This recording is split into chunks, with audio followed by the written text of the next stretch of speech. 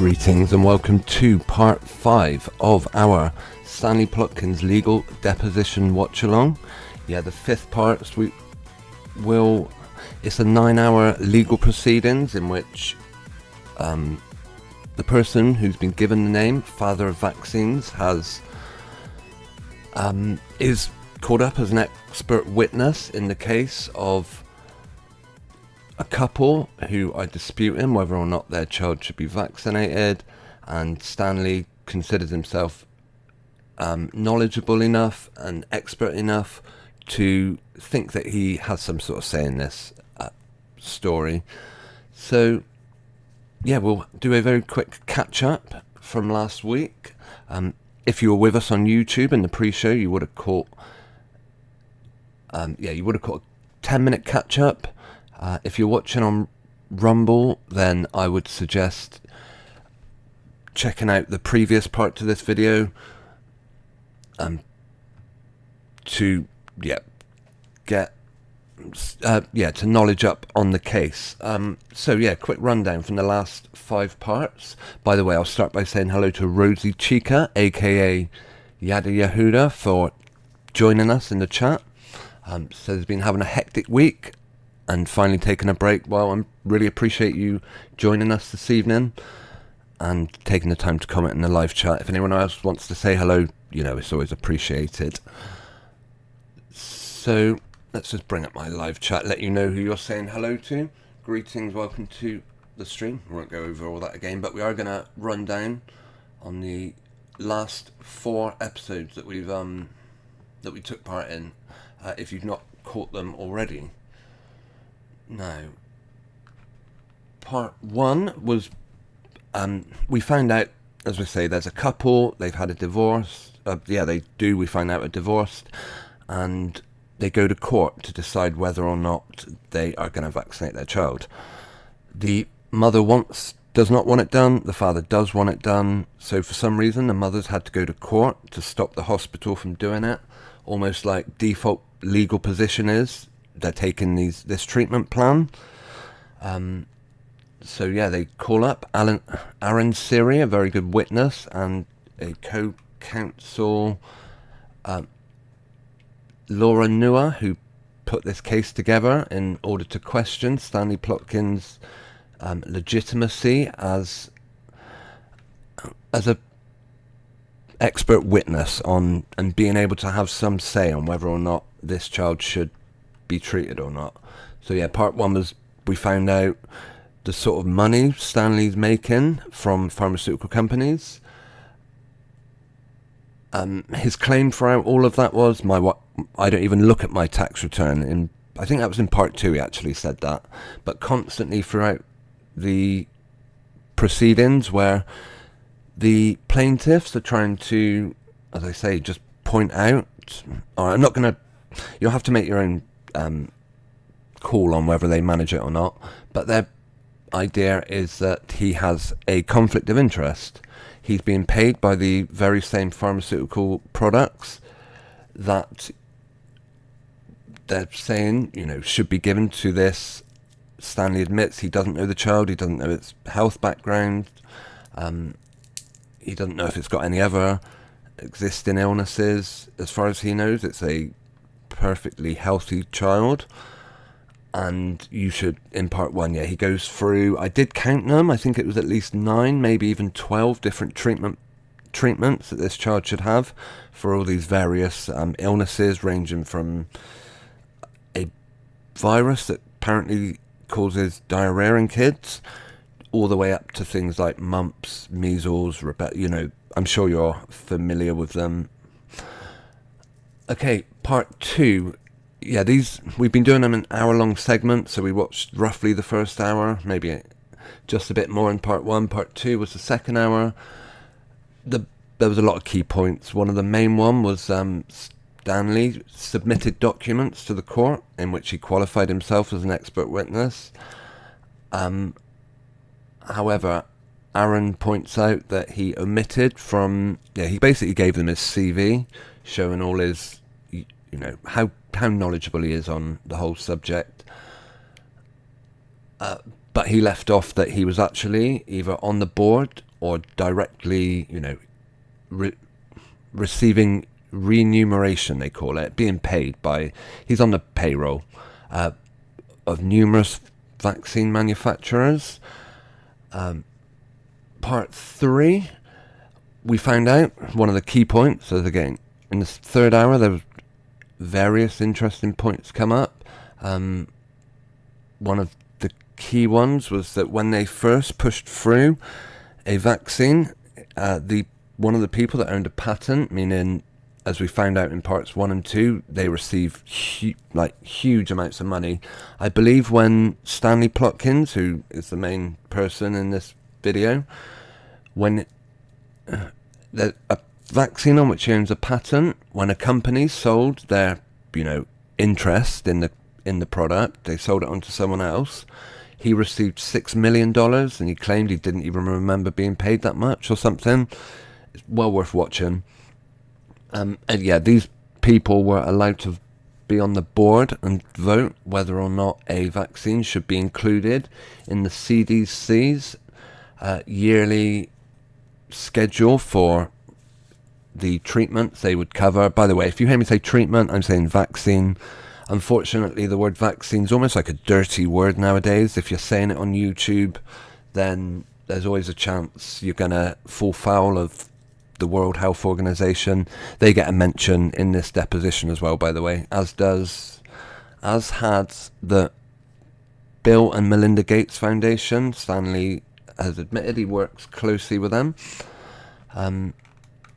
Part 4, testing periods for vaccines. We found out in a couple of cases, one was 5 days. They tested the reactions of people having had this treatment for 5 days. And then a second product was only 4. And that any reactions found in those first few days were included on in the United Kingdom they call them PIL sheets, patient information leaflets, which is put inside the packaging of any medicine. But of course with vaccines, it's not a product you unbox yourself, so whether the person receiving it ever actually reads these or not, they'll only put on their symptoms or reactions, possible reactions that occur in the first few days. Well worth watching.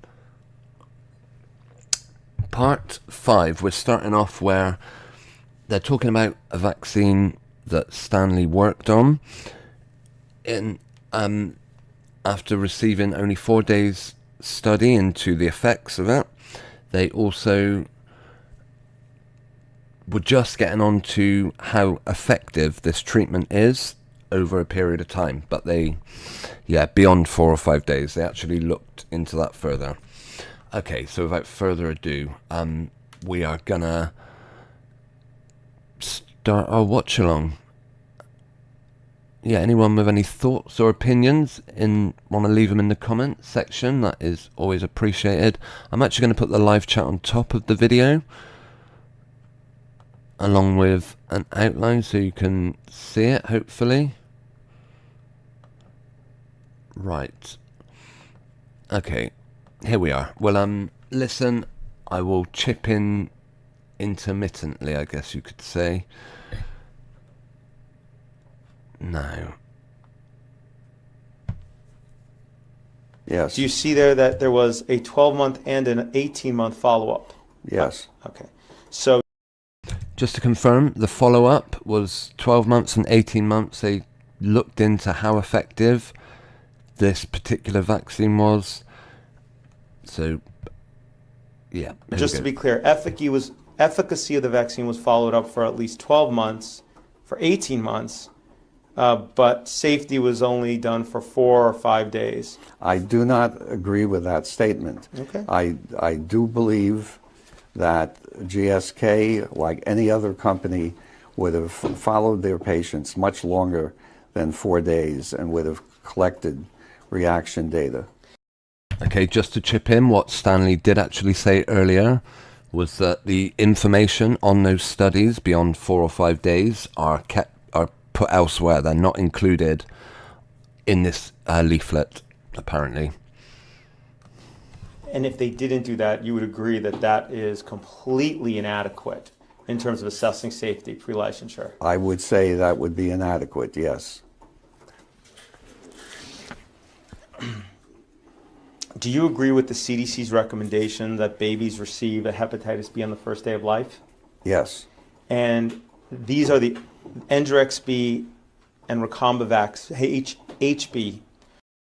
Hang on a minute, let's put that into perspective. What Stanley recommends is that babies on the first day of their life, whether they're healthy or not, should instantly receive their product. Madness. Are the only two hepatitis B vaccines approved for one-day-old babies, correct? Correct. Okay. And why is And that, you may ask? It is because if the baby is not vaccinated, well, I'm telling you that if a baby is not vaccinated at 1 day of age, transmission may occur from an infected mother, and hepatitis B occurring in babies is likely to become chronic and to cause serious disease later in life. Okay. That's why the dose is given at 1 day of age. I wasn't asking you any questions about efficacy or why it's done. But I'm telling you why it's given. Well, thank you. Stanley is clearly rattled by that question there and having to defend without even being asked why babies would be given a treatment on the first day of their life. Yeah, that clearly rattled our Stanley. He became very defensive. Thank you, but obviously I'm just trying, like any product, obviously you want to have informed consent, understand the risks and the benefits, and I'm just trying to understand what was done pre-licensure for these vaccines, and I think you've explained that to me. One of the things you've said in the past, and I believe, is that without a control group in a clinical trial, you're in la-la land, right? I'm just going to say, a little disappointed there. Aaron had Stanley rattled and he almost becomes apologetic. I don't understand why. You said that one time, do you recall? Without a control group, if you're looking for a phenomenon occurring in the vaccine group, you cannot judge that phenomenon without having a control group. Okay. There's only one standalone polio vaccine currently licensed in the United States, correct? Well, as far as licensure, I think both oral and inactivated vaccines are licensed, but the only one that is used in the U.S. currently is the inactivated one. IPV. Yes. Right, and there's only one company, Sanofi. There's only one IPOL by Sanofi, correct? Yes. Okay. A vaccine, you strike that.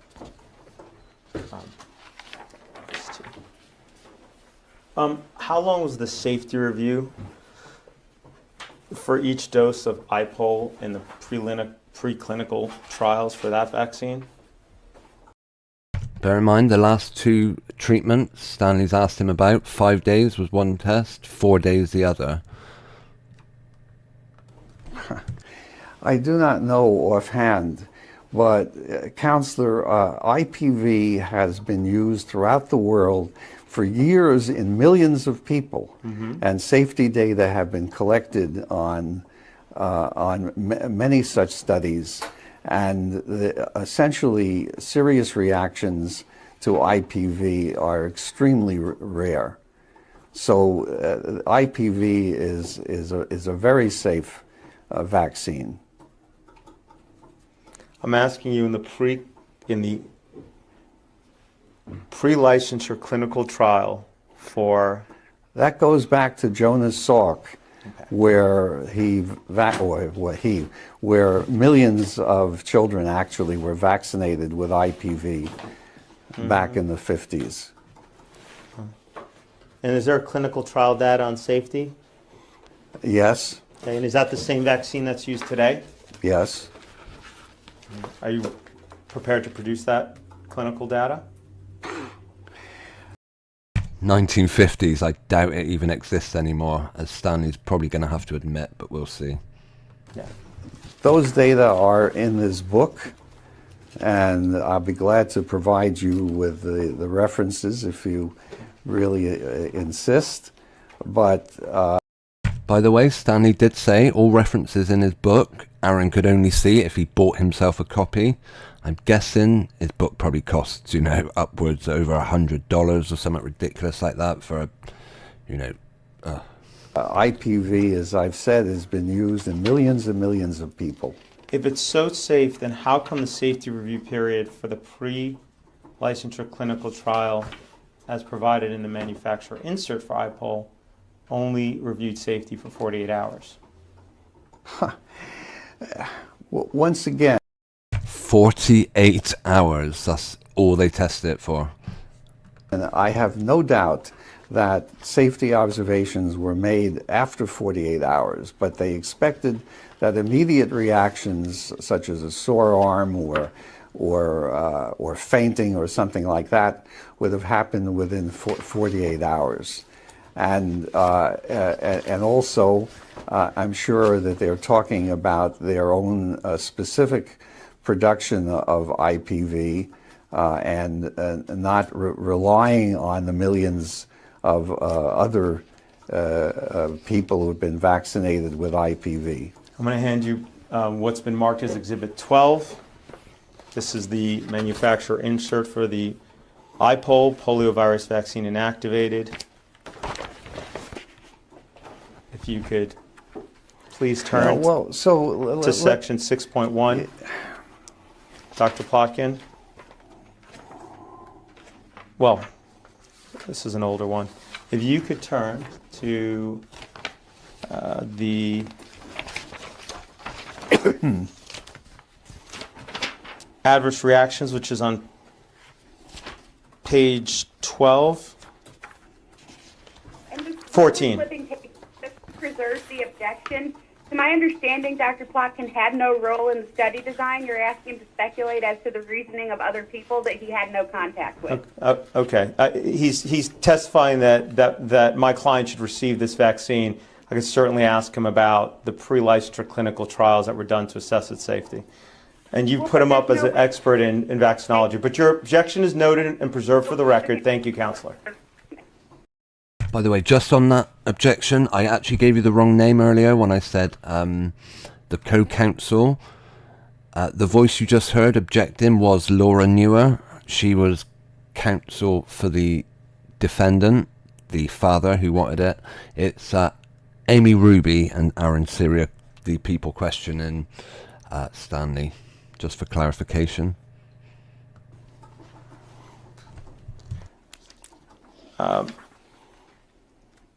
Okay, so if you go to page 14, Dr. Plotkin, how long does it say that that adverse reactions were observed after vaccination?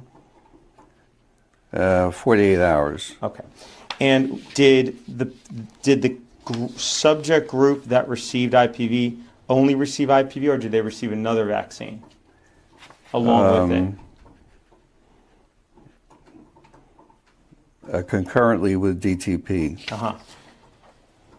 And what did the control group receive?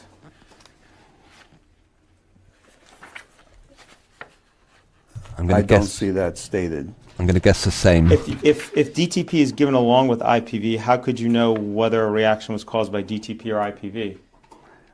You could not. Okay.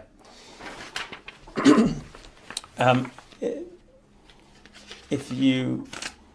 However, they do say these systemic reactions were comparable in frequency and severity to that reported for DTP given alone without IPV. And DTP was the vaccine we talked about earlier that was withdrawn from the market, correct?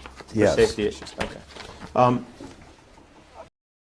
Ouch. One of the vaccines still in use now was tested alongside another one which has been removed due to, I think it was dangerous.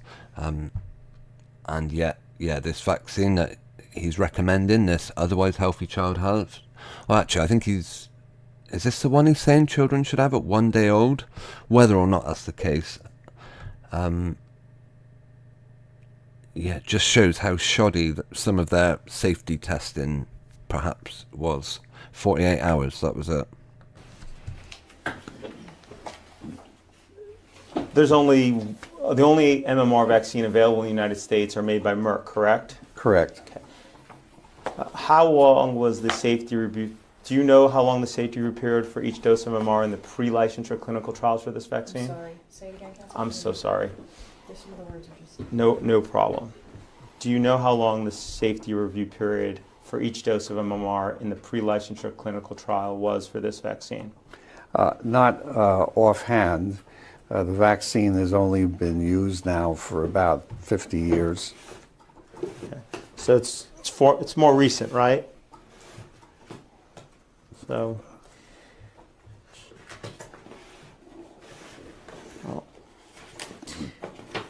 A 50-year-old vaccine's considered recent? Wow. This was 2018, by the way, so 68. Is that going back to?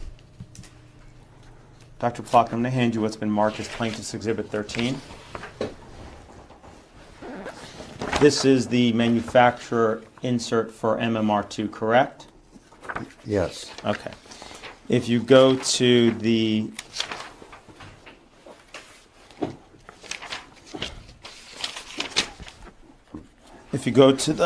precaution section. Before we hear this, I'll just say MMR, measles, mumps, rubella, is a very standard vaccine given to, I think they'll give it to any teenager they can. Sorry, the adverse reaction section. I apologize. On page 6.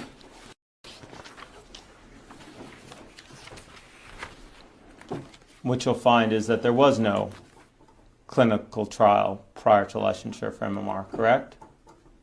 I doubt very much that's the case. You're not aware that are you aware that it is a grandfathered product? I am not aware that it's grandfathered. I was alive and well when the product was first licensed, and it was tested extensively before it was licensed. So The documentation, of course, says otherwise, but Stanley's going to argue. He's saying, despite the information leaflet given with all these products, it shows there was no safety tests done because it's a grandfather product. Due to its ongoing use, they just keep giving it out. So to say that it hasn't been tested is absolute nonsense. how come there is no clinical trial data in the manufacturer insert? That is something that the FDA would have decided isn't necessary. Are you willing to We're talking about a vaccine that's been given to millions of children, and I insist on. Listen to that stutter. This guy's stuttering badly. He's having to lie basically and claim that, of course, there was safety studies done on this vaccine. The only reason they don't mention it on the sheet is because it's such a well-known, trusted product. We don't need to give you any safety information. Yeah, rubbish. If that information was available, it would be on that sheet. This point, that measles is now a relatively rare disease in the United States because most children receive measles MMR vaccine. Careful, Stanley, you'll be talking people out of taking the vaccine in a minute. Very rare. What, you mean we don't need treatment for it anymore? Oh no, it's only rare because everyone's taking treatment. That, however, in the last, since 2000, because of children who have not been vaccinated, there have been 24 cases of measles encephalitis, and 3 deaths caused by measles itself. Dr. Plotkin, we'll get to that piece of this, yeah. But right now I'm trying to talk to you about the pre-licensure clinical safety. And what I'm telling you is that millions of doses have been used of this vaccine. I understand you want and that there was pre-licensure trials, okay, which I am absolutely confident about. Okay. And you're talking about stuff that's in a package circular that the FDA has approved in full knowledge that safety and efficacy have been demonstrated. Yeah, this stuff was approved, but if you're watching the previous part, you'll find that the people that approved it, that were on the committee for voting in the safety of these products, had a conflict of interest. They were either patent members on the actual vaccines themselves, or they belonged, they received monetary gain from this treatment, this product being in use. So you're saying there were clinical trials before the MMR was licensed? Absolutely. Is that correct? Okay, and you can provide those? You can find them in this book if you wish. So you're saying you won't provide them? Not without you buying a copy, Aaron. I'm afraid he will not provide those. Go buy my book and look it up yourself. Well, yes, I guess I am saying I won't provide them. If you want to take the trouble to read the book. Okay, so sitting here today, when did these... I'm just going to hide the chat so you can actually see how thick the book is that he's pointing at, just behind the water bottle. This book is open, so that's probably not even the half of it. Yeah, he's saying read my book to find that. Can you tell me what year these clinical trials occurred? Yes, they were done in the 1960s and mainly in the 1960s. So you're claiming something He actually asked what year, not what decade, but... happened, but you're not willing to provide any proof that it happened. The proof is in the publications, which you can read. Okay, can you please turn to the page where it's in there? Ouch. I don't think... Well, maybe he'll find it. We'll see. Stanley I'd like to note for the record that Dr. Plotkin has been reading from his notes as well as looking through a book entitled Plotkin Vaccines, 7th edition.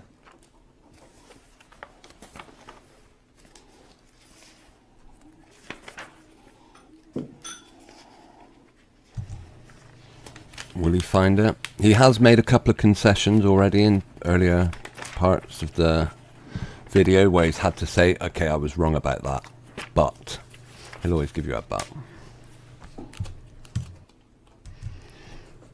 So on pages, let's see. Would you say he's floundering? He looks it to me. Between pages 592 and 600, including tables that show the antibody responses, proportion of children with fever and rash after measles vaccine, etc., and the That's efficacy, efficiency of the treatment. I'm sure he just read out. It's efficacy, or whatever word they use for that. Numerous references which go with this chapter. So are you saying that was a pre-licensure clinical trial? Yes. That you just read from? Yes, but again, I insist that pre-licensure or post-licensure, the fact remains that the vaccine has been studied extensively over a period of 50 years. I know. Say it loud, Stanley, because that's all you've got. You're not prepared to give him the details on the pre-trial, I guess. I understand you want us to just take your word for it, but I prefer to rely on science, peer-reviewed publications. That's and what you'll clinical find trials. in there. And so, I understand that you're getting a little upset about me trying to ask for the data, but I'm just trying to get to the substance. The FDA it requires that clinical trials be on the insert. They're not here. Okay, so you're saying that this table, and let me take a look at it.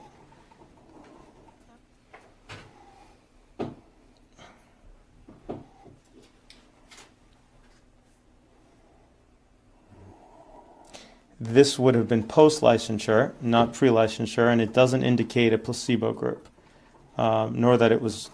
So this is not a clinical trial as far as I can tell. Can you point me to something that had a placebo group and was pre-licensure, please, sir? I'm not sure of the placebo group. I would have to go back and look at the individual studies. But in terms of pre-licensure studies, I am absolutely certain that they were done when the rubella vaccine that I developed was incorporated into MMR, obviously clinical trials were done before licensure, and I'm absolutely certain about that. Well, maybe they're not included because they didn't include a placebo group. So they were not may considered. not have included placebo groups. So yes. maybe they weren't deemed valid and enough to consider a clinical trial. That's absolutely false, because you can certainly asking. collect reactions in individuals who receive the vaccine, for example, fever and seizures and that sort of thing that happen immediately. Wonderful statement Stanley was just forced to give. He just said, yeah, all the seizures and fevers that people suffer, they happen. Yeah, Jeff, great to see you in the live chat. Thanks for being with us. If you're just joining us, you've missed Stanley's stuttering like you would not believe over,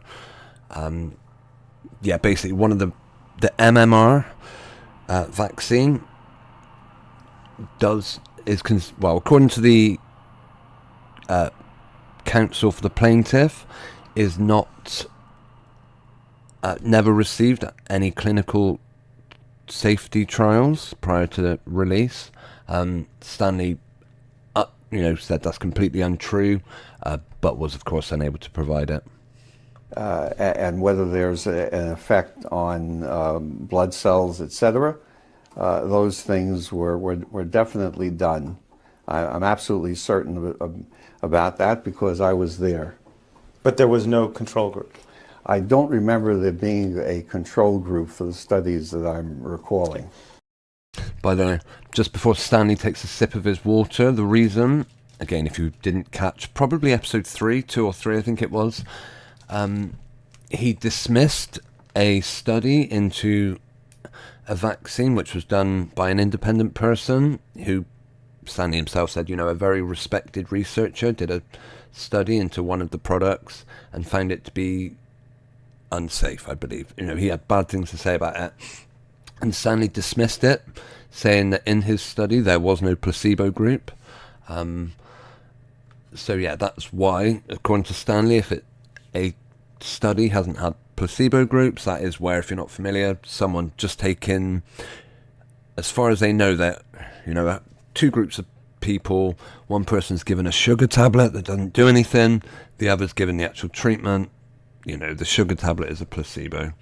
So they're not studying it against people that, just in case people believe they're getting these problems because they've had, So you're not aware of any trial that assessed safety in MMR with a control group, correct? I cannot cite such a study offhand. I'd have to go back and look to see whether control groups were included. Okay. By the way, just to point something out from the previous part, you might think, well, what's the problem if they didn't, can't they just go back and do these studies again? Jeff Stanley made a point, well, they both brought it up, that it would actually be unethical to test these vaccines again, which you have to wonder, why? What sort of unethical things went into the study of these vaccines that means they can no longer... Well, I suppose whether or not they do it again, it's pre-licensing is the, because once products are licensed, I think they get a very easy time of it, you could say. We talked earlier that, to assess safety, you need a randomized placebo-controlled study. And my understanding from looking at this insert is that no such study exists. You told me that it's in this chapter, and you assured me it's in there, but you're not citing to anything in there right now. So I'm happy to get a copy from you if you'd like to provide it after this deposition. Would you like to do that? I will look. Okay.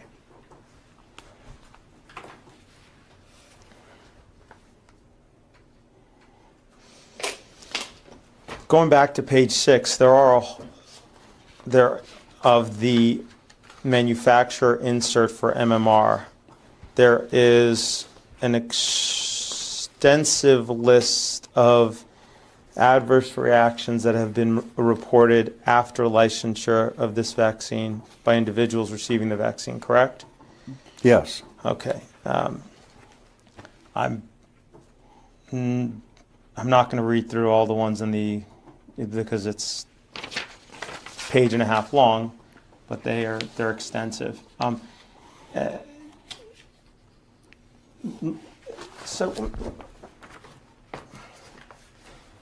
And of course, we won't know whether or not MMR actually causes any of these unless we have a randomized placebo-controlled study, correct? Correct. And when I say these, I mean all the adverse reactions listed in the manufacturer insert for MMR on page 6, 7, and 8, right? You understood that's what I meant? Yes. Okay. Let me ask you this. Yeah. Look, listen, let me ask you this. Maybe you can help clarify, okay? That color. I'm sorry.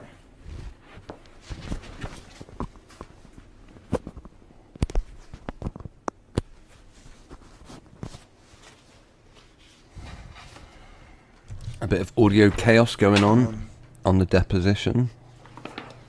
You know what? I'll leave that alone. You also testified that Faith should be vaccinated for Hib, correct? Yes. Okay. Do you know how long the safety review period was for each dose of ACT-HIB in the pre-licensure clinical trials for this vaccine? Just before, I'm guessing Stanley's not going to know. I'm going to find out it was ridiculously short. The past 3 times Stanley's been asked about a specific vaccine and its safety and how long the study into its safety went on for. The first product, 5 days. Shocking enough as that was. The next product, 4 days.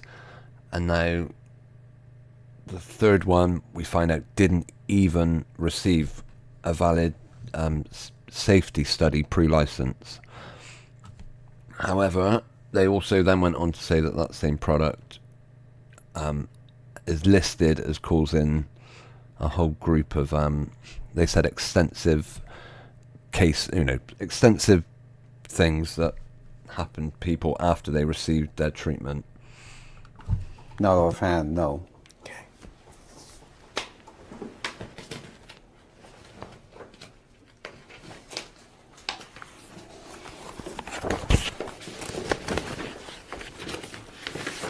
Stanley knows he's about to find out, I think.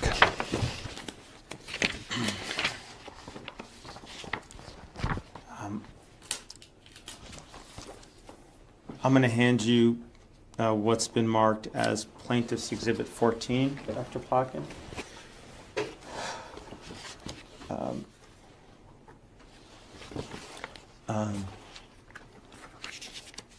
This is the manufacturer insert for ACT-HIB, correct? Yes. Okay.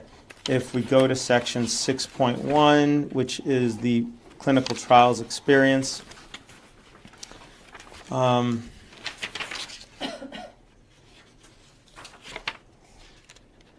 believe you'll see it addresses a number of clinical trials that were performed, correct? Yes. Okay. And what were the safety review periods in these trials? 48 hours yes. Okay. 48 hours, 2 days. And only effects, only potential side effects that were found to be caused within 48 hours.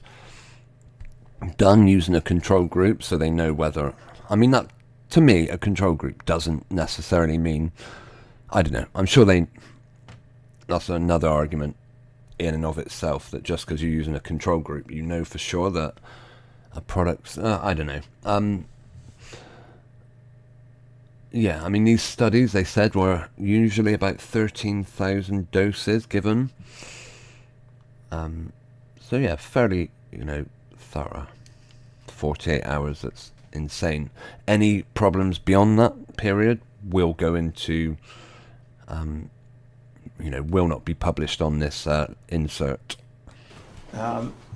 Actually, if you turn to page 8, Dr. Plotkin, they did one that actually was 30 days long, correct?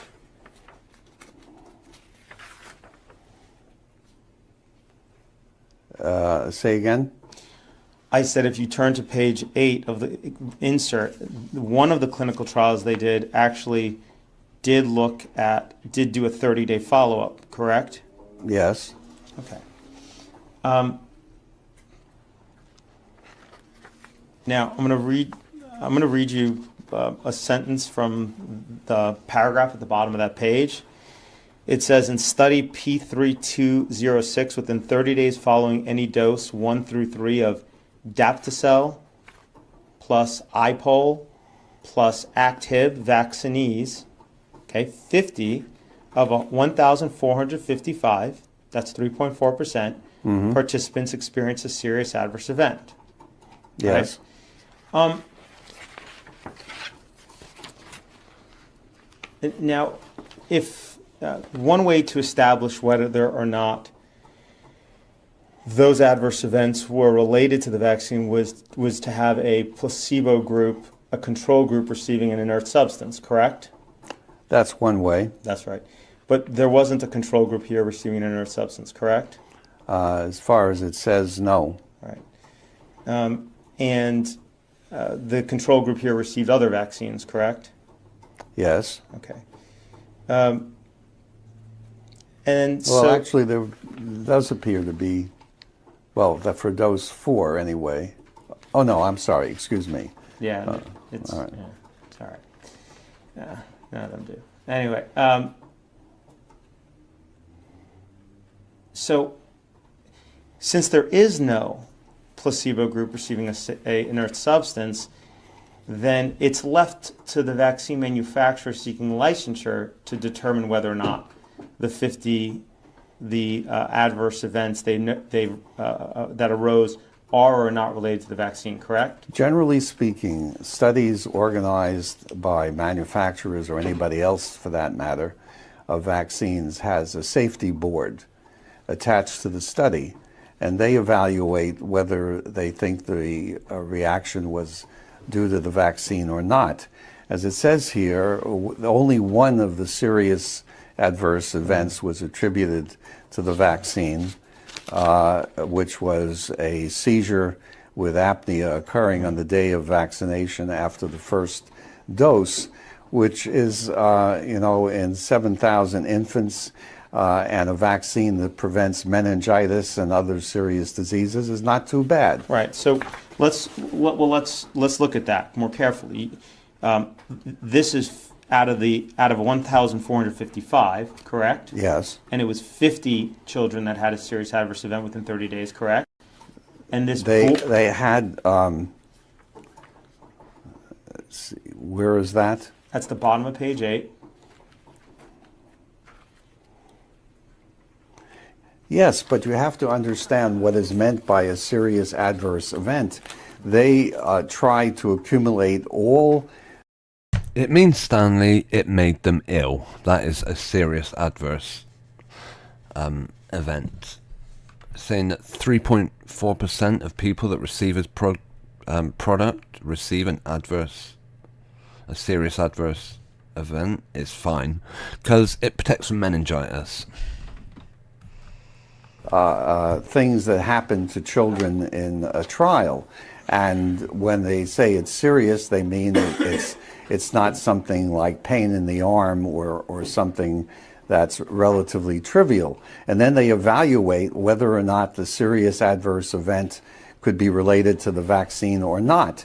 And what this says is that only one of those events was attributed to the vaccine. That's right. That's exactly what this says. What I'm Yes. asking, and you told me that the people that evaluate that is a board set up by the company, the pharmaceutical company seeking approval, correct? Yes, they set up the board and they choose individuals who are not employees of the company. Yeah, to receive the product, I think is he saying. They're saying studies are actually done by the pharmaceutical manufacturers, which could call into question, I guess, just how, whether they might have a bias or not, I guess. But they choose the individuals, correct? They choose the individuals, yes. In your experience, Dr. Plotkin, in any given 30-day period, do 3.4% of children in this country experience a serious adverse event? Yes, that's quite possible. Okay. In your experience, would you expect 3.4% of children receiving a saline injection to experience a serious adverse event within 30 days of receiving the injection? That's what that means, yes. Okay, so 3.4% every month, that would mean within 3 years, every child in this country would experience a serious adverse event, correct? Yes, That's correct. right. Okay. But you have to understand that serious adverse events mean, for example, that a child develops a respiratory infection during the period of the trial. And then the question is, could that respiratory infection be attributed to the vaccine? Mm-hmm. And the board decides whether or not it's likely that a vaccine could cause a respiratory infection 2 or 3 weeks after the vaccination, for example. The board, who are chosen by the manufacturers themselves, decide whether or not, as Rosie correctly points out in the live chat, there's the reactions not reported, and then there's ones that they just choose to throw out. Correct. That's pretty much what he's referencing. Wasn't there recently a study out of Hong Kong in which it was actually one of the few randomized placebo-controlled studies in which some children were randomly got flu vaccine and others didn't get the flu shot, and those that got the flu shot and those who didn't had the same rate of flu, but those who got the flu shot were 4 times more likely to get certain other respiratory infections? Well, I have not read that particular study. We can get to it later. But, Yeah, I'm going to say, just by his body language, I'm guessing Stanley's well aware of it. The way he's covering his mouth there, has he maybe, possibly, at least glanced at the study before probably throwing it away, saying, don't want to see anything that would call into question something I've got a commercial interest in. influenza vaccine is a whole story in itself. Okay. That's fine. If you haven't read it, that's, we can get to it. I have it. We'll come back to it. Let's just repeat those words. People that receive the vaccine against those that don't, they are both just as likely to get the flu, as they were saying. However, those that received the shot, did they say were 4 times more likely to develop another type of respiratory illness? That's a shocking study. Just as their logo is 2 snakes entwined around a sword, just like the DNA. Strange. Yeah, I'm a great believer in watch out for the snakes. Anytime you see snakes as a logo, ambulances, for example. Anyway, that's a subject for another video. But yeah, correct, Jeff Gass said. Okay, we'll carry on. We will go to an intermission in the next sort of 10 minutes. Because how far along are we with my interruptions? We're about halfway through an hour of this, so we are going to take a break shortly. Before or after we do, perhaps I'll bring up the logo that Jeff's talking about. Thanks very much. Okay, I'll tell you what, when that clock goes to 13:30, we'll take a intermission. Now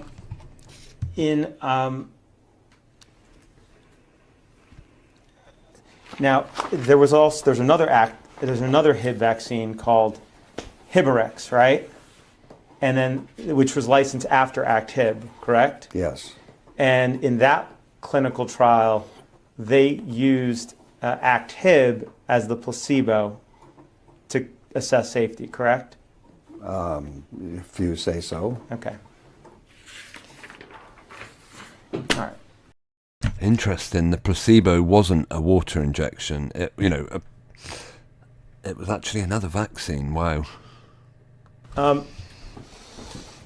The CDC's pediatric schedule you testified earlier also includes vaccination for HPV, correct? Yes. Okay. I'm gonna.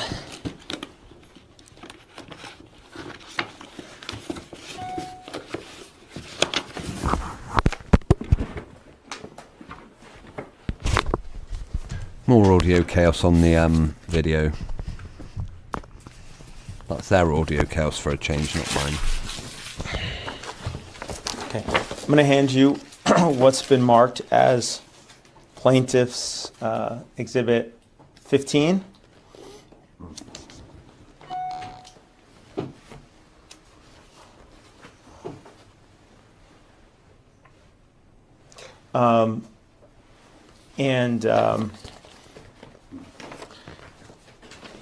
Sorry, handing to you. This is the manufacturer insert for Gardasil, correct? Mm-hmm. Which is a vaccine against HPV. Yes. Gardasil is currently the only HPV vaccine used in the United States. I'm sorry. Gardasil. By the way, HPV, human papilloma. I got to look it up. Human papillomavirus, which is caused by a DNA virus from the something or other family. Many infections cause no symptoms and 90% resolve spontaneously within 2 years. So why would you take a treatment for that, hey?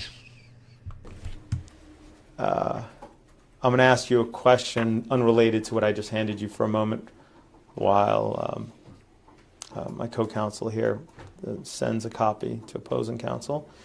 You can keep going. I see the Gardasil insert. Okay, thank you.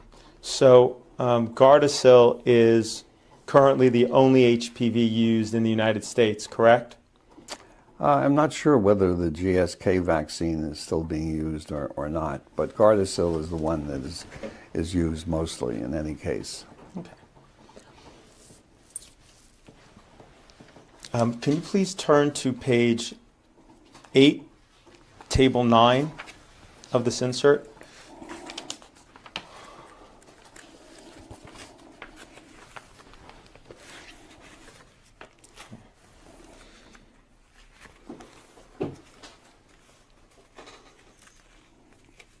Mm-hmm. Okay. This table reflects girls and women 9 through 29 years of age who reported an incident condition potentially indicative of a systemic autoimmune disorder during the clinical trial, correct? Yes. Okay.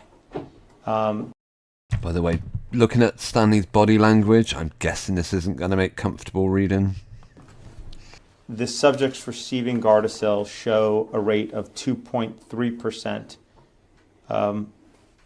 Right, so that means 2.3% of the girls and women in the clinical trial during a 6-month period had an incident that indicated a systemic autoimmune disorder, correct? Yes. Okay, and in the AAHS control or saline placebo group, it shows the same rate, correct? Yes. Do you know how many individuals were in the saline placebo group versus the AAHS control group? Well, it says 9,412. All right, that would be the total number for both groups, correct? No, for the placebo group. For the placebo group, correct. But some of them received AAHS and some of them received the saline injection, correct? Correct. Okay. Do you know how many received a saline injection over an AAHS injection? Don't know. Okay. Yeah, it sounds like among the placebo group, they did say they gave, as a placebo, they gave another vaccine. How is, bear in mind, this is a trial done by the manufacturers of these vaccines, almost like they just want to up the number of adverse reactions in the placebo group by using another vaccine. Is that what they're doing? Yeah, we're fast coming to our intermission, so we'll just let him finish this sentence. Let's go to page 4. Actually, yeah, I think that's where we're going to take a quick 5 to probably it's an 8-minute break. Actually, I'm going to put on a bit of archive footage. Before I do, I'm just going to take the time to thank Rosie Chica and Jeff, as well as Yada Yahuwah, aka Rosie. Thanks for being in 2 places at once, by the way, helping me check the Rumble group. Yeah, well, the symbol Jeff is referring to when he talks about the 2 snakes. Before we go to this intermission, I'll just bring up the display. And what am I doing? I'm all over the shop here. Okay. Have you ever used orphans to study an Oh, where are we? Yes. Sorry. Okay. We'll get there in a minute. This is why I need a break. Jeff, if I'm not mistaken, is this the symbol you're referring to? I know there's one, although isn't that a military symbol? Why can't I find out who that belongs to? Cadicus? If it's not the correct symbol, Jeff, yeah, please let me know what actual symbol you're referring to. What company it is. Is it nurses that have this on them? I know the Star of Life is this is what you see on ambulances here in the United Kingdom. That a single snake wrapping around a staff, and I wonder if someone did say, actually, if you're watching tonight, or if you watch this video, I can't remember who it was exactly that told me. Please let me know in the chat if you end up watching this. Is it to do with Moses? He made a brass snake to help rid people of, was it a plague, or was it if they got bit by serpents that were released among the sons of Israel as they were heading through the wilderness, and people began worshipping this snake. Anyway, okay, we're going to take a quick 5-minute intermission. So yeah, thanks if you're with us at this point. Yeah, by the way, I would make a humble request to anyone watching, particularly if you leave before the end of this intermission. If you want to show if you've enjoyed the stream, if you learned anything from our watch along, please consider hitting the thumbs up button, subscribing and sharing to let others find us. Okay, I need to write a little note. Let me put intermission back in 5 minutes. Okay, the archive footage. Wow, that text is big. Is a video I did. Hang on, I can't even remember what one. Yeah, this one's probably from about 2023. I expect I made this particular video. It's about someone wearing a fake pregnancy stomach. I can't even remember what one it was now. Bear with us. Hilary Swank and the Bump Jumps. This was on my Chronicles of the Unconvinced channel. It goes on for about 7 or 8 minutes. No, 7.5 minutes it goes on for. Just enough time for me to refill my drink, use the facilities, as it were, and get back on with the second part of tonight's watch-along deposition. Okay, thanks, as I say. If you're with us tonight, hope you're enjoying the stream. Let us know in the live chat if you haven't already. Okay, back in a minute.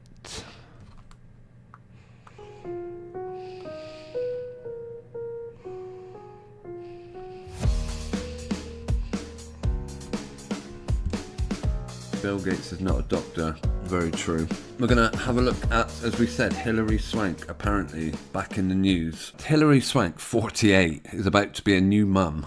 And it turns out that her due date is quite a special one. What a surprise. Who would have seen that coming? It's not like these celebrities always seem to tie in with special dates. Jade Goody, for example, died on Mother's Day. Yeah, relatively old story. That was the first one that I ever said, no, that person is not on the level. That is not the behaviour of a person with cancer. But then the press reported her death, and I was like, oh, okay. Well, if they're reporting it, then well, I suppose she must have died. They wouldn't lie about that. Yeah, they did. Absolutely, they would. It's all a production. These people, their lives lived out in front of cameras. Am I right in thinking Hilary Swank played a role of a transgender? That is ridiculously unlikely. Anyway, when's the due date? That's right, the $1 Million actress revealed that she was pregnant for the first time with twins on Instagram this past Wednesday. Yeah, I'm not surprised it's for the first time. In a series of photos, which Swank stitched together for a video, she was seen pointing to a growing baby bump. We gotta see it. And smiling. The caption of her post read, "Coming soon, double feature." Yeah, exactly. It's a film. It's a production. It's coming soon. She also included 2 baby emoji angels. Ooh. There's even more excitement involved with Logan Lucky Star's pregnancy. During an appearance on the Drew Barrymore show, why was that person still going? Swank divulged that her twins are actually due on her late father's birthday. The connection was made when Barrymore said to Swank, "You just announced that your father has passed away 1 year ago, and this is a miracle is happening." It is a miracle, you're absolutely right. To which Swank responded, yeah, and they're due on his birthday. Look at those shoulders. They are something else. Obviously, I don't watch any of these programs.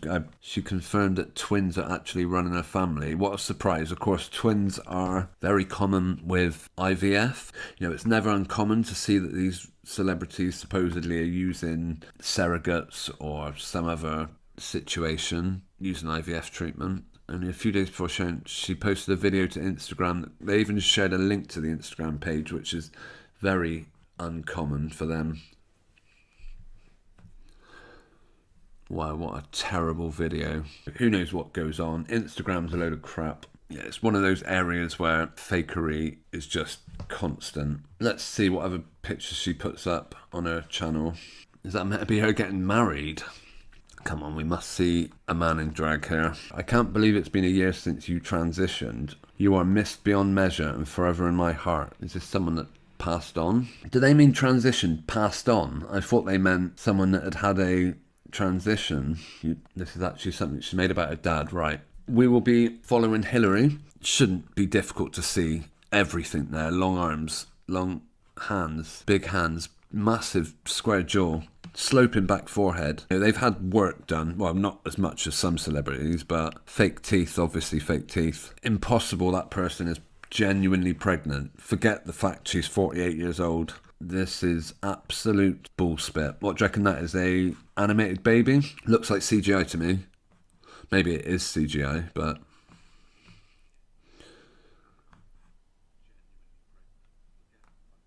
as always, absolute rubbish picture quality. Yeah, very blocky this image. I don't know why they couldn't. Been having a week-long Fitness Friday, the $1 Million Baby. Maybe it is CGI, who knows? Perhaps it's meant to be. Doesn't look particularly real. Deliberately blurred, that's for sure. You appear to have some sort of plastic head hair. No hair on it or anything. No different definitions. Very distinct line here as well. I would say these are CGI images, of course. Nothing new there. Sharon Stone just sent me this and I can't take how adorable and awesome it is. This kid is going to do and be whatever she wants. Is this meant to be Sharon Stone's child? Is that what they want us to believe? How old is Sharon Stone meant to be? No way she's recently had a child. Oh, God Kid. Okay, so it's not her child. Perhaps it's just an image that Sharon Stone happens to share. I'm not going to, but we could look closely at that image and I could point out so many things that are wrong with it, but I wouldn't inflict that on you. Of course, arm in arm with Madonna. Both of them got absolutely insanely squared shoulders. Donna, some pretty significant work done on the jaws, I would say, that this person hasn't had done. This person says, yep, I got big square jaws, that's just how it is. Madonna, on the other hand, looks kind of like waxwork to me, kind of doesn't look real. They certainly will tell you, celebrities somehow have the ability to have children in much later life than most people can. They certainly don't let age stop them from doing a fake baby story, let me tell you that. It'll be interesting to see then the fake baby bumps they use with this one. Maria says, definitely CGI. Babies don't have that much balance. Well, when they're celebrity babies, you'd be surprised. They can do anything. Hold their head up like this when they're, what, a day old? Yeah, no problem. Whether or not the images are real of some of these children, the rest of it isn't, can't be. I wanted to see if I did the title of one of my videos, which it was TikTok bump drop. I was curious what would come up. I want to look at some of these baby bumps. These are absolutely crazy. Mum makes baby bump drop on demand. I wonder how she could possibly do that. And I'm not sure that everyone knows that if you haven't been close with a pregnant person or been pregnant yourself, because that... Yeah, this is a person that claims they can just huge baby bump, just jump up and down at will. Viral video that was like, woman catches moment that baby bump drops, kind of confused me because like... Because I drop it as much as I want. I take the frickin' thing off at the end of the photo shoot. Did you guys see my bump? Do you seriously think that isn't just a... I mean, I don't even know if this person's being serious. Perhaps they are. Perhaps they're hinting. Well, it's TikTok, so I bet it's got millions of views, of course. Like, they go up and down. They're very muscly. Like... They're committed to the lie, though, I will say that. Watch at the end. You know, I can bring it up and then I can relax. Of course you can. It's a piece of piss when it's a little more than an inflated ball in your stomach. And it drops. And there's no movement to it, the way that like my normal stomach would jiggle without all this. Like, yeah, your normal stomach, which isn't that fake thing you've got on camera here. Yeah, just jump up and down. That's fine. Never going to be a problem when you're heavily pregnant. Just jump up and down. Why not start lifting weights? Don't move. My stomach. Why not hike up a mountain? Don't move. No, it don't. Oh, hey. Yeah, good one. Yeah, believe that. Thanks for checking in. I'm still super pregnant. Of course you are. Beyond ridiculous, right? But these videos are everywhere on TikTok.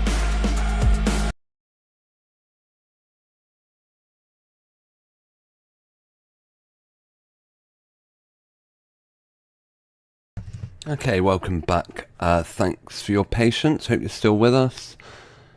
We're going to carry on. By the way, before we do, I will just clarify the chapter and verse in which Moses created a brass snake, which Rosie tells us, yeah, it was actually snake bites. Moses makes brass snake. Yeah, we will be carrying on very soon. Numbers 21, 4-9. Yahweh God tells Moses to make a snake and put it on a pole. Anyone who is bitten can look at it and live, because due to their sinful behavior, God had unleashed snakes on the children of Israel as they went through the wilderness on their way to the promised land. Right, do we have... I'm sure we can... yeah, there's an image of what Moses made. So, is the Star of Life a reference to this actual snake? I'm not sure. But yeah, thanks for the... thanks for sharing some info in the live chat. Okay, we are going to carry on and get back to Stanley. Right, where am I?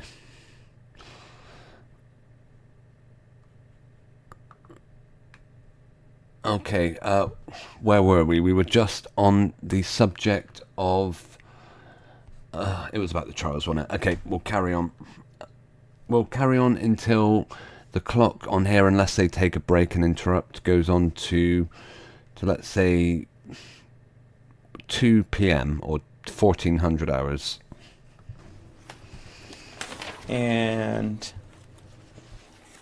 table 1 is for girls and table 2 is for boys. I'm assuming all participants were either girls or boys. If we add up the saline placebo group for the girls and the saline placebo group for the boys, do we get 594?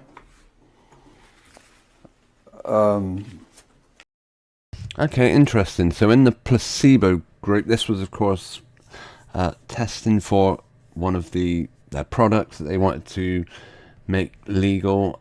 And in the placebo group, So one group of people they gave the actual vaccine to, another they gave a water injection, saline, and another person they gave a different vaccine altogether. So that's the information we're getting here. Oh, by the way, Rosie says Asclepius, Greco-Roman god of medicine, son of Apollo, the god of healing, truth and prophecy, and the mortal princess Coronis. The cantor Chiron taught him the art of healing. Wow, interesting. And at length Zeus, the king of the gods, afraid that Asclepius might render all men immortal, slew him with a thunderbolt. Brilliant. Thanks for the info, Rosie. And do you know what? I think you'll be a fascinating person to talk to, as would Jeff. If I ever do an open lines, I hope you would pop on and at least say hello. But anyway, that's a subject for another one. Well, I'd have to do the arithmetic, Okay. but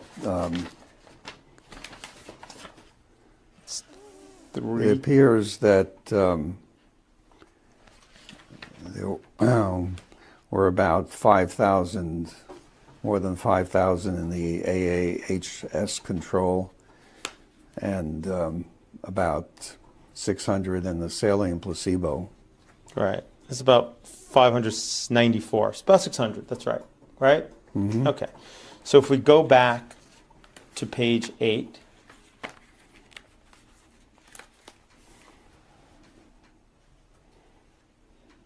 the saline placebo group had about 600, and the rest of them were AAH control, correct? Apparently, yes. Yeah. All right. What does AAHS stand for? The aluminum adjuvant. Okay. And I see it's defined here as amorphous aluminum hydroxyphosphate sulfate. Aluminium, in case you're not familiar with that pronunciation. Yeah, injecting aluminium into us. Thanks for that, Stanley. Right? Yes. All right, thank you. Which we'll refer to as AAHS, or the aluminum adjuvant. Yes. Good? Okay. AAHS is not an inert substance, correct? Well, it's not saline, if that's what you mean. But they use it as a control because they're trying to to determine what the reactions are to the HPV vaccine that contains the aluminum, and separating the reactions to vaccine from reactions to the aluminum. Make sure I understand that. Are you saying they're trying to determine what the rate of reactions is between the group that gets Gardasil Yes. with the group that gets the aluminum, Yes. with the group that gets saline? Yes. So they want to compare between those three distinct groups, correct? Yes. Mm-hmm. Okay. And they did do that in table 1 and 2 that we just looked at on page 2. Yes. Page 4, correct? Yes. Okay.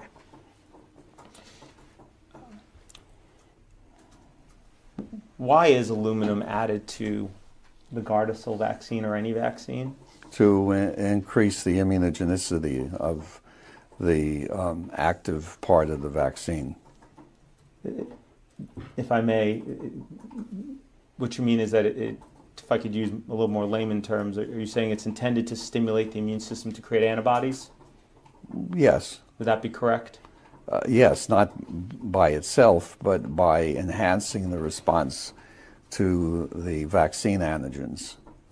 The antigens bind to the aluminum, Yes. and and the aluminum is persistent Yes. and it remains in the body such that it continues to present the antigen such that antibodies can be created to it, correct? Well, at least during the immediate period of vaccination, yes. Okay. There is, in fact, a syndrome called autoimmune autoinflammatory syndrome induced by adjuvants, correct? That is a debatable point. There was a fellow named Yehuda Schoenfeld, an Israeli, who has pushed this idea for many years. I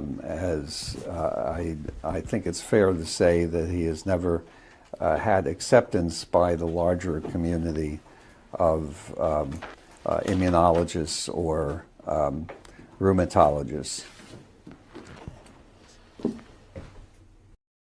So Stanley's calling into credit the how respected the person doing the study is. Not necessarily the study itself, but attacking the character. I am going to hand you what is being marked.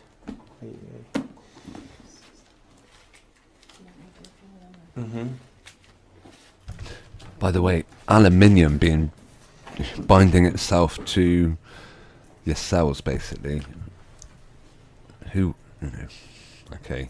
And Aaron suggests that there's a syndrome it can cause, according to a study, but Stanley says the person that did that study what's being marked as isn't, to be, he isn't a respected, his studies aren't respected according to him. Exhibit 16.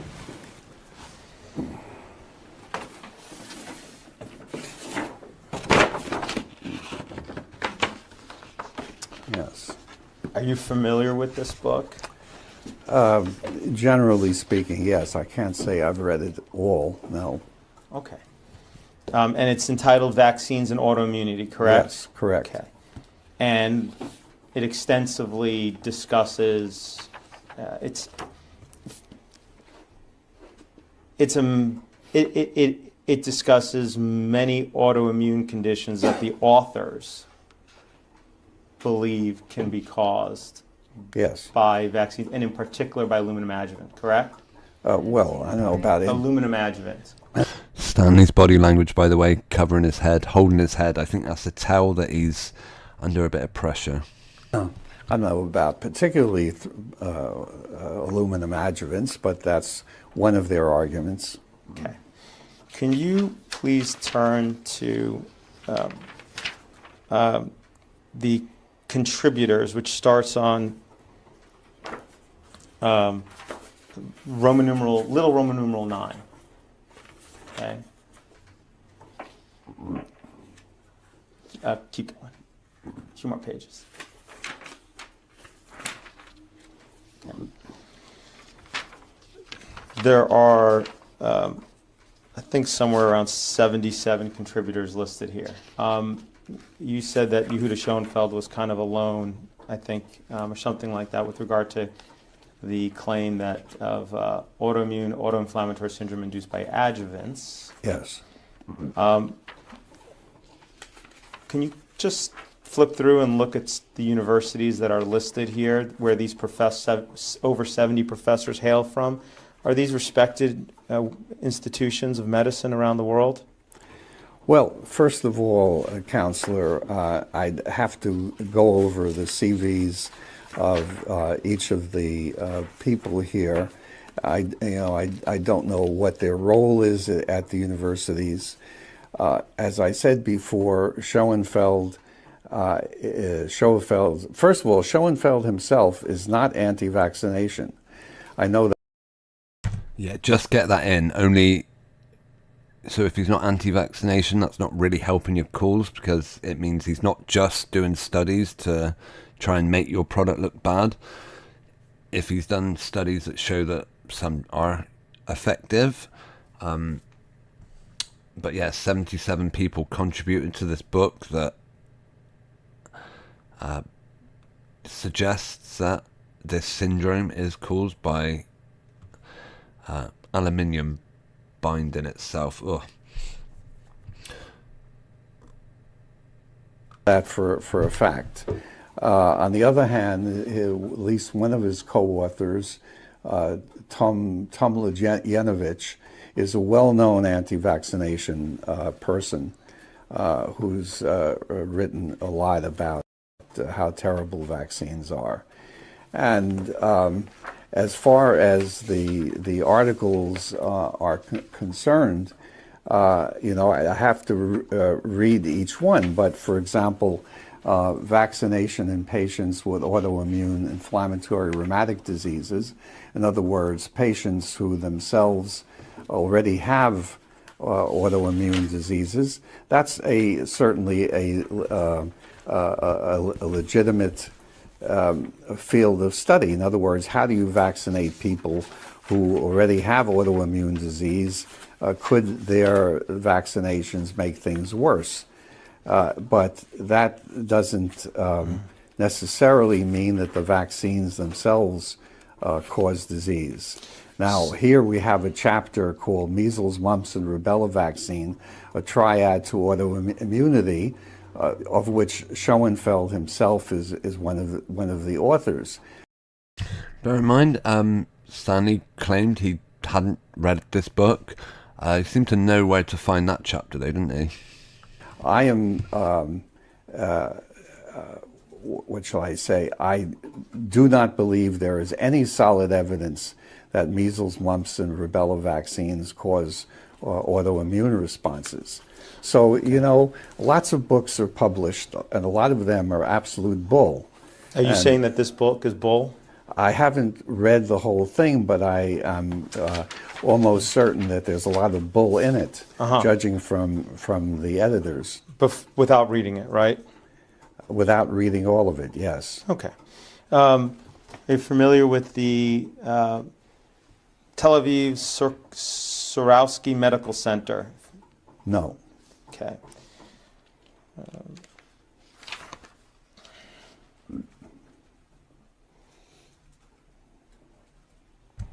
No, unless this organization paying Stanley, he's not familiar with it. He doesn't want to know. You're familiar with the University of Paris? University of Paris. Paris has many different universities. They're sort of numbered. Familiar with the University of Pisa? Pisa? No. Well, I'm sure there is a University of Pisa. Okay. But they've never invited Familiar Stanley. with the Technion, Israel Institute of Technology. Yes. The Rappaport School of Medicine. Mm-hmm.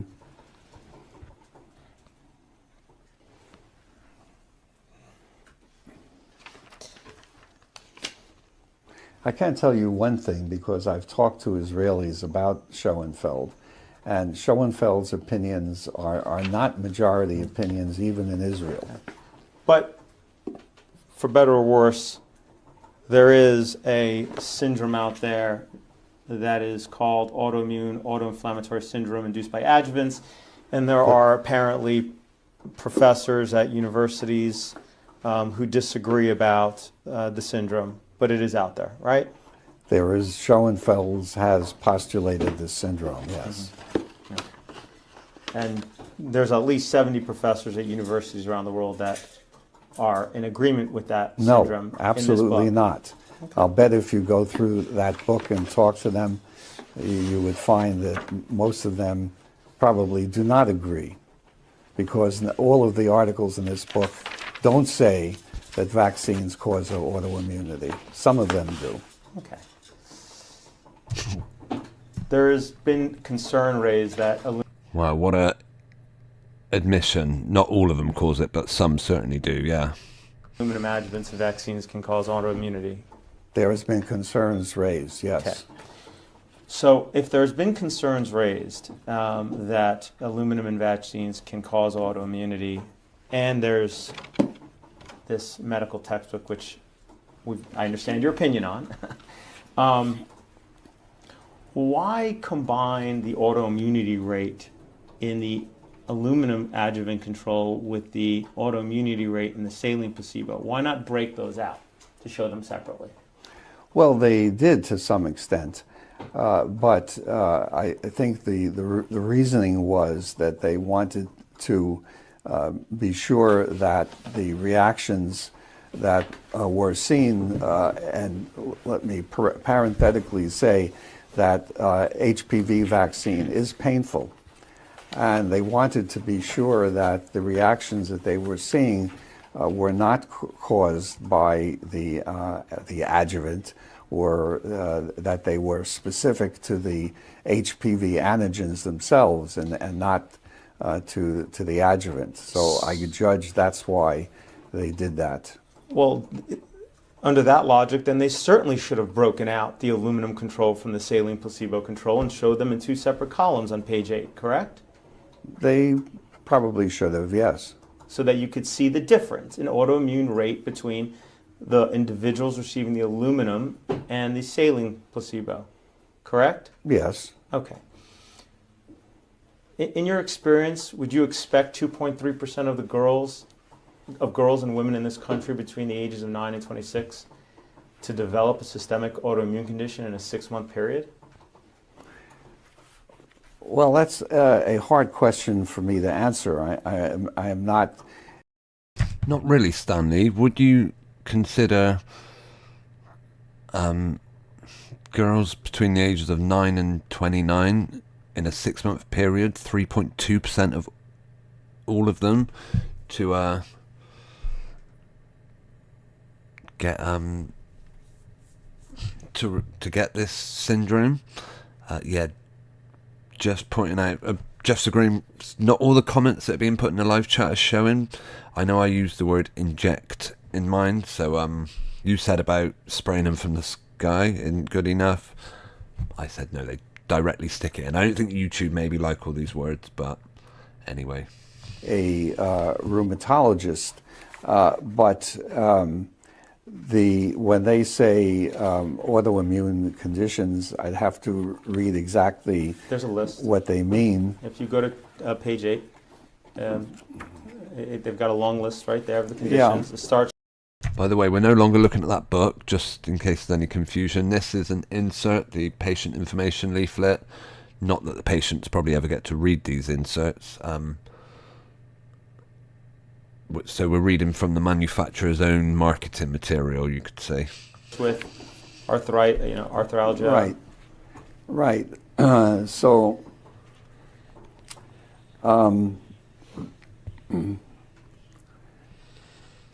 Yeah, so they have included just about everything that you could consider an autoimmune disorder, and all I can say is that they have, as I just said, they've attempted to include everything, and those are the data. What can I say? Okay. As far as 2.3%. Autoimmune disorders in 6 months. These are women 9 through 26 years of age, so they're not just girls. And I don't think it's... Sorry, my mic open. He never did say they were girls. I don't know why Stanley's brought in that. He was very specific about the age groups he was talking about. It's impossible that that's the case, especially when you have a list of disorders that is so comprehensive as this. Okay, so 2.3% in 6 months, 4.6% in a year. In 10 years, half the women in this country would have autoimmunity. Does that, in your experience, would that be accurate? Well, again, I am not a rheumatologist, so I cannot answer Great extrapolation. that question specifically. All that I can say is that they attempted to do a comprehensive study of autoimmune phenomena or putative autoimmune phenomena in this study, and that's what they found. What do you know the percentage of girls in the saline placebo group that developed a systemic autoimmune condition during this clinical trial versus the AAH control? No, AAHS? No, I do not, without going back to the original study. And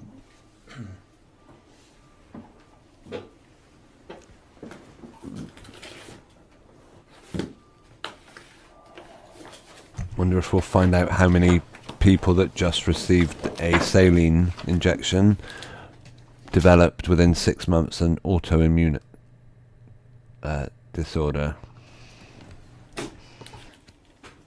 Hopefully we will.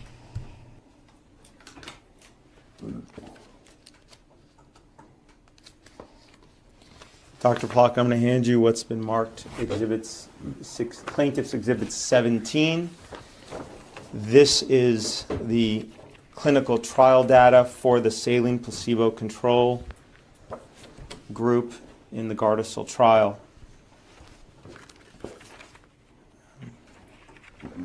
So you can go to page 2, Dr. Plotkin.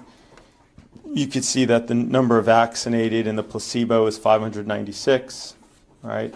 Well, you can see at the top on the first page. I'm sorry. On the first page, Dr. Plotkin, it says a study of Gardasil in pre-adolescent adolescents. Correct. Yep. And, I'm sorry, say A study of Gardasil in pre-adolescents and adolescents. Okay. And page 2, you can see that it has the 596 saline placebo recipients. Can you please turn to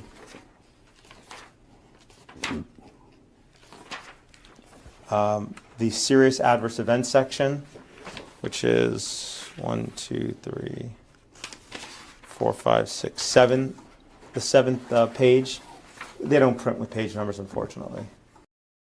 Okay, do you think any guesses as what the number of people in that group that just received saline developed an autoimmunity disorder within 6 months of taking it? I wonder if it's going to be 0. Yeah, Jeff mentions if they're not letting us say particular things in the chat. One thing I'll say is the World Health Organization seem to have a lot of persuasion when it comes to what YouTube allowed to be said. Or he says, what if it turns out everyone who has autoimmune disease also got on the treatment plans? Yeah, good question.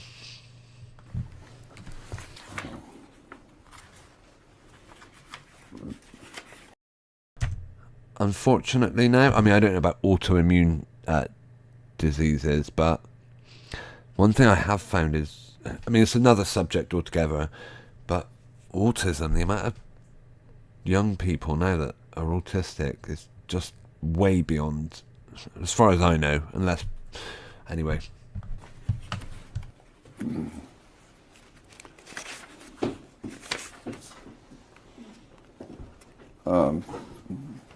Serious adverse events. Okay, now if you go to the next page, run right after that,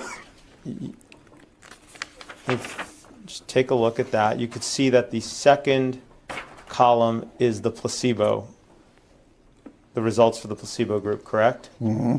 Okay. Can you please take a minute and go through each page and tell me if there was any value that wasn't 0 in terms of finding a serious adverse event?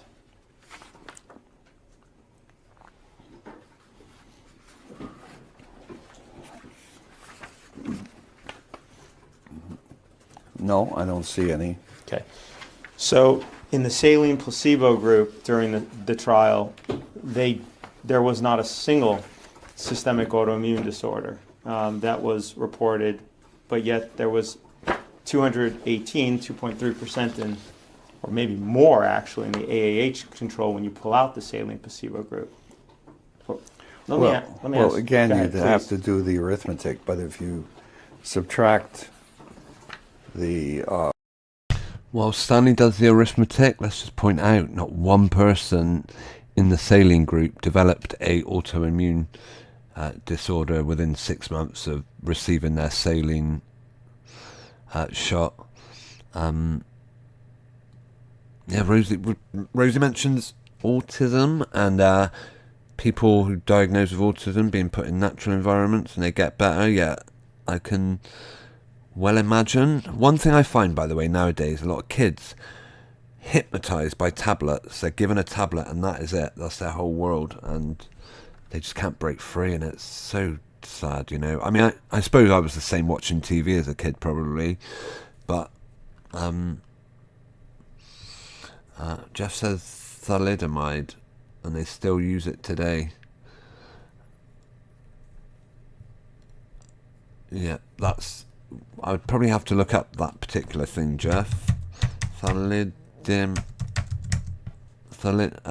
the brand name Countergen, oral medication used to treat a number of cancers, graft versus host diseases, and skin disorders. It has been used to treat conditions associated with HIV. Yeah, that's a massive market, by the way, HIV.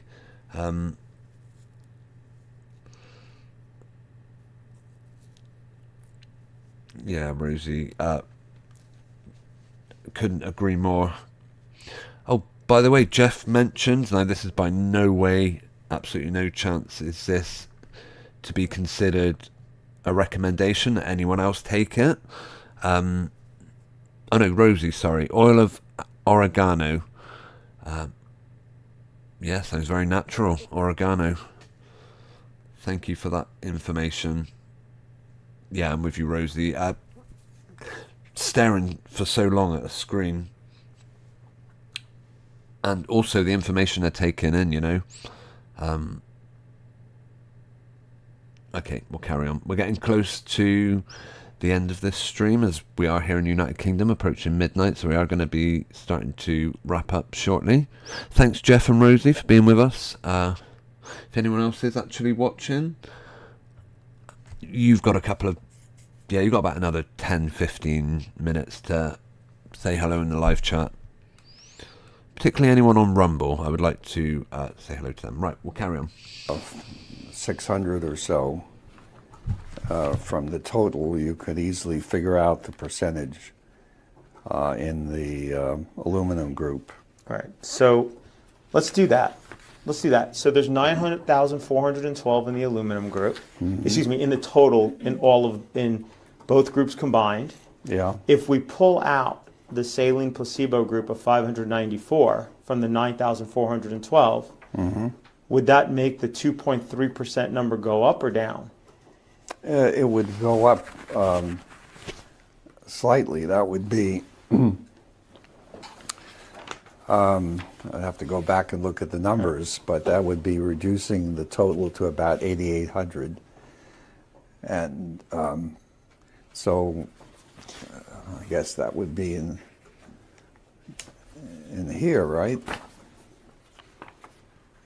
Go to page 8.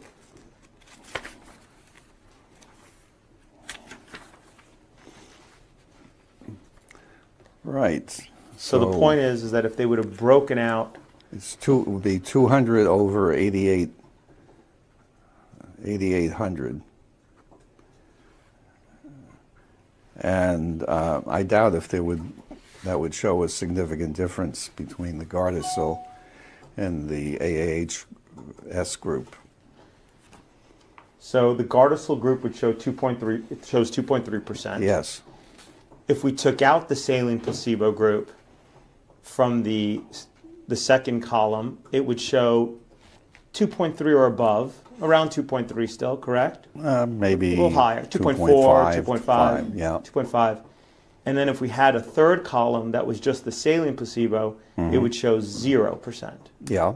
Okay. Wouldn't that have been a significant finding to report? And I don't think you'd have to ask a statistician, but I doubt that the statistical difference would be significant. Doesn't it at least? No, Stanley doesn't think that matters at all. Yeah, 2 to 3% of the people. No, was it higher than that? I don't. You know, people receiving our treatment are, you know, according to the studies, there is a percentage that receive autoimmune deficiencies. Those that don't take it do not receive them. But that's not worth pointing out. Not at all. Why would you ever want to point that out about my product? Caution having a larger saline placebo group if your concern is statistics in terms of statistical power, which I Yeah, assume. they might have done that. But they didn't do If that. yes, I don't know what that decision was based on, but if you're talking about implication of aluminum, there. Yeah, you stutter and fidget, Stanley. I think that is probably very apt at this point. At this point, there's That was clever, by the way. We both said this point at the same time.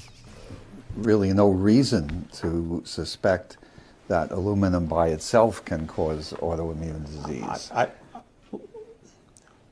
Here is the clinical, pre-licensure clinical study in which 2.3% of participants in the Gardasil group and in the control group had a systemic autoimmune disorder, and it was deemed safe because they were around the same rate, right? Yes. But the saline placebo group that didn't get the aluminum adjuvant had a 0%, right? A small group, yes. Of 594. Yeah. And so, Those on the saline group weren't considered, you know, as far as Stanley's concerned, aren't a big enough group to be considered. Yeah, so these tests, he's kind of saying, aren't effective. the vaccine apparently, if you turn back, Dr. Plotkin, to page 4, please, of the Gardasil insert.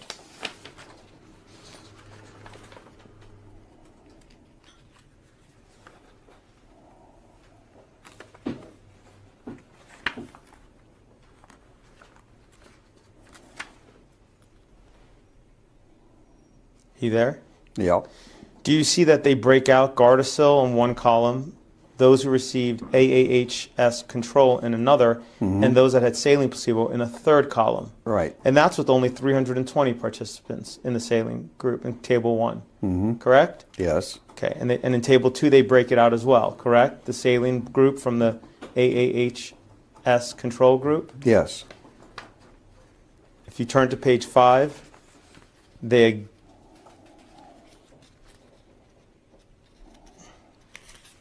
again break out the Gardasil, AAH control, and saline placebo groups in tables 3 and 4, correct? Yes. Okay. But they chose to conveniently combine it when it came to systemic autoimmune disorders, right? Well, in the case of the page 4 and 5, they were looking at local reactions, and of course aluminum does give local reactions.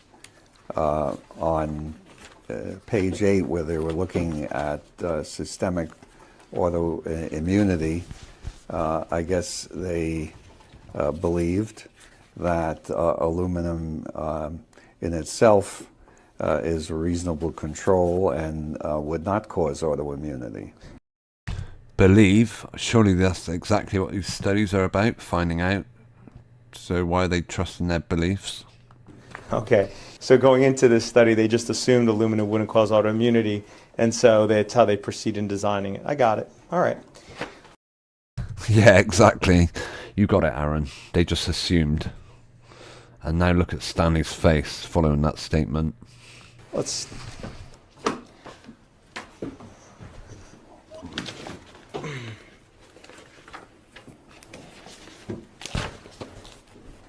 All right. Dr. Plotkin, I'm going to hand you what's been marked as Plaintiff's Exhibit 18.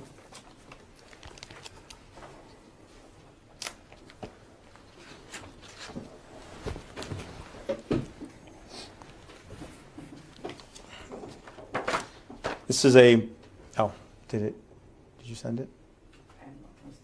Okay.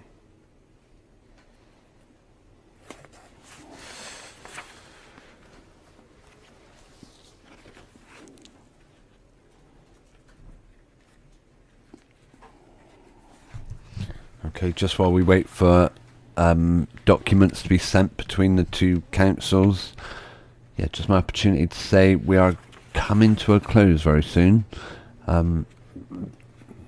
So, yeah, once again, Jeff and Rosie, thank you for being with us. It really is appreciated. This is the manufacturer insert for a drug called Enbrel, correct? Mm-hmm. What is Enbrel a drug for? Well, it's essentially an immunosuppressive, and it's I think it's used a lot for in autoimmune diseases and cancers. This is a drug given to sick people, not healthy people, correct? Right. Unlike vaccines, which are typically given to healthy children and babies, right? Right. Okay. If you Yeah, treatments being given to healthy people doesn't make sense. Jeff says the whole world is enthralled with lies and BS. Absolutely. And Rosie says embryo is a biological. turn to page 10, Dr. Plotkin, go all the way to the bottom, the 6.1, section 6.1, clinical studies experience. The very first line under 6.1 says, the data described below reflect exposure to Enbrel in 2,219 adult patients with RA followed for up to 80 months. So that in studying this drug given to 6 people, they reviewed safety for up to 6.5 years, correct? And they also used, There's no answer to the question. Oh. As you're speaking. oh, sorry, say, When you say correct, there's no you're right, answer. I apologize. Okay. Was that a yes, Dr. Plotkin? Yes. Do we, So he's just saying this product given to sick people, not healthy people. The study was, very thorough by the sounds of it to check for safety. do we miss any others? No. It's gradually happening more and more. Okay, I'm sorry. Thank you. I appreciate that. Thank you. And the placebo group here was, in this study, was a saline placebo for all controls, correct? Yes. Okay.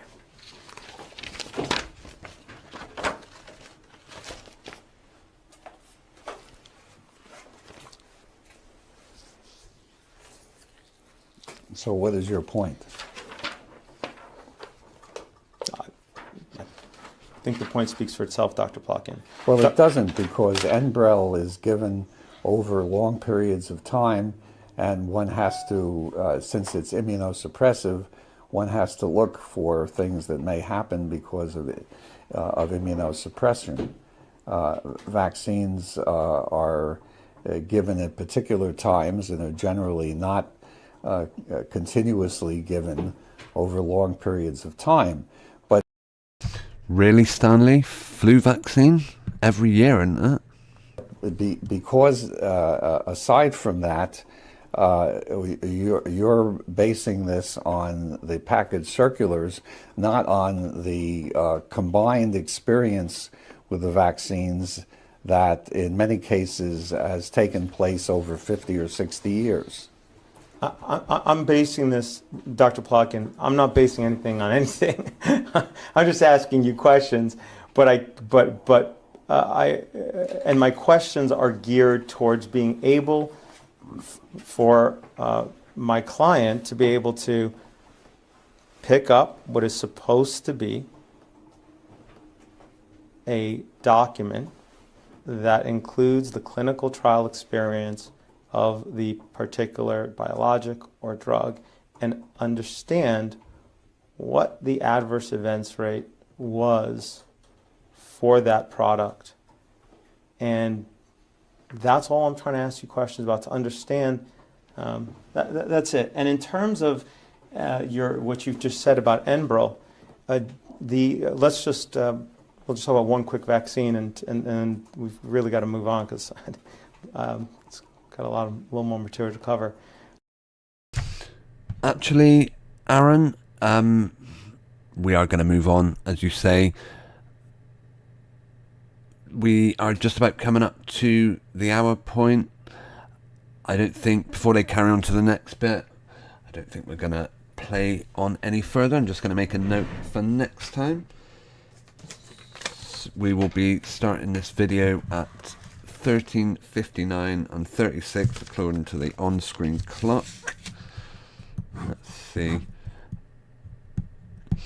Right. Yeah, I hope you've found this tonight's stream informative and educational.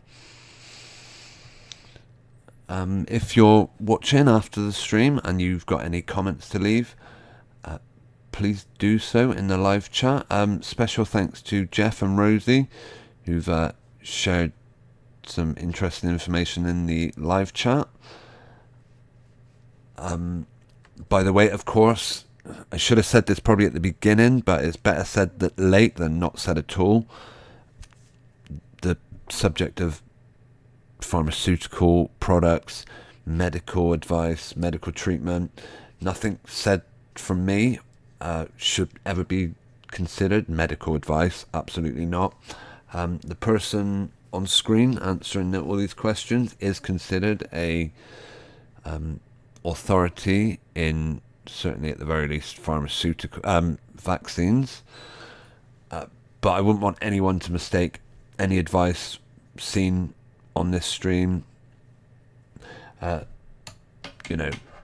be taken. But yeah, I've gone into it before. Unfortunately, and this is an absolutely true statement I can make, we got into the subject of penicillin. Rosie mentions how people getting nasty sick after taking treatment.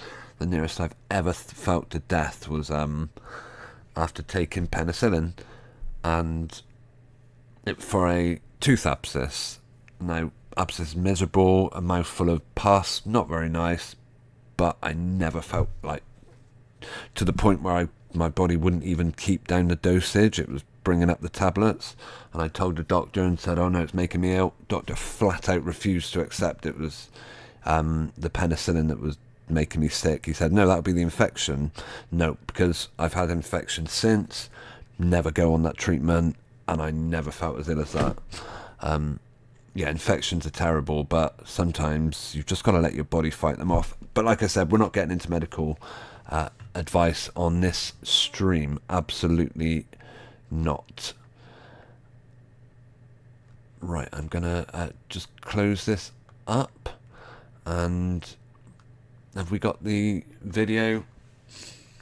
Oh, wow, where's that gone? Okay, I've dropped my webcam, so that's not going to happen. Let's see if I can set it back up. Yeah, Rosie, I'm glad that you joined me. You guys joined me for these videos. I personally agree there is a huge amount of information that comes out of this deposition, and we're not even halfway through yet. So, thank you for taking the time to tune in this evening.